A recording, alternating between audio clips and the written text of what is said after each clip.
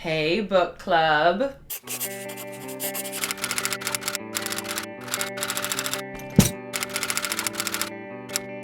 Writers, readers, whoever, today I am talking about my top 5 tips for beta readers. I'm in the middle of my beta reading process for my untitled Dyson project right now. Dyson is a character who shows up in my second novel, Dominion Required, and is mentioned in my first one, and now she's getting her own book. Right now that book is out into the world, people are judging my soul, and I am anxiously awaiting their approval. I actually did get one person who read it super quick, which was nice, and now the other ones are kind of trickling in, but I wanted to share with you the top 5 things I made sure I had done before I sent the book out. Number 1, I made sure I was never bored reading my novel. I said this in my last video. If you're bored editing your novel, your reader is going to be bored at that exact same spot. So make sure you're trimming any fat you need to, and if you're never bored, you know you're ready to send it to some beta readers. I actually did this with a text-to-speech app, text edit on my MacBook. I exported it as an audio file and listened to it on like 1.8 speed or something like that. Burned through the book because like it is repetitive to read your book over and over and over again, but it was also like so exhilarating to have it as a full novel. Like I just listened to it and I made very minor corrections throughout on that last draft, but I felt so confident sending my book to beta readers after I did that. Tip number 2, collect as many people as you can to be beta readers.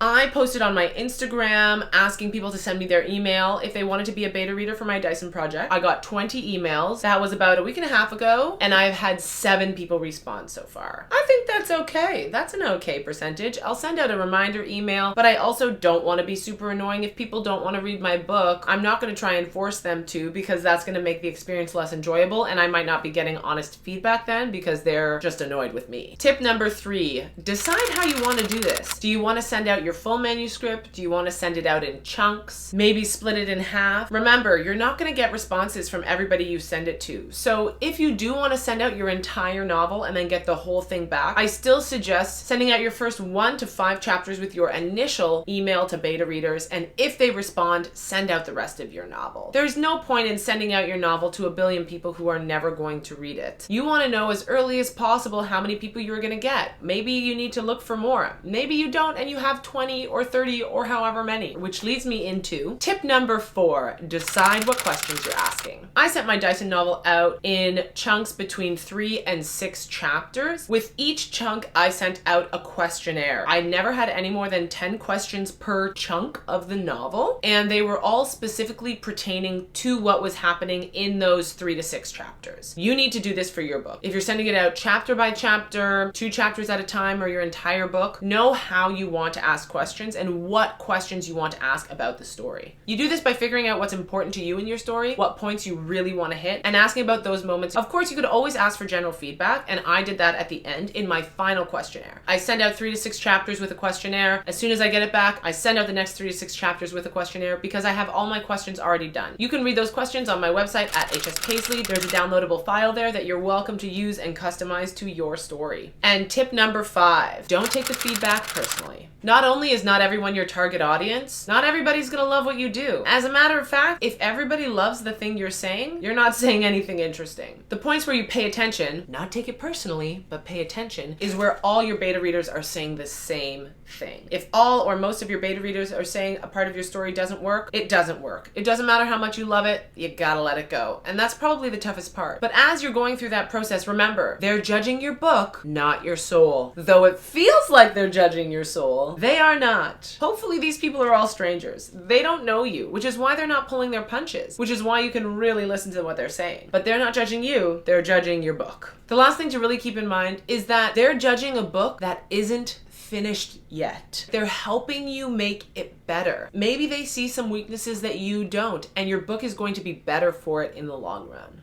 Have fun with this part of the process. Be generous. These people are doing this for you for free and telling you how to make it better. Thank them for it. Ask them follow-up questions. You're almost there. I hope these tips were as helpful for you as they were for me. This is my first time going through the beta reading process this way. On Dominion Required and Magic Required, I just sent out the entire book, and I much prefer small chapter chunks because then I can ask specific questions about things that happen in each of those sections and whether or not they work. I can also then survey how somebody's opinion of a character changes over the course of the book, where that change happens or where maybe I want it to happen and it doesn't. Like I said, all those questions are on my website. Feel free to download them. I wish you guys all the best of luck with your writing, and until next time, may the force be with you.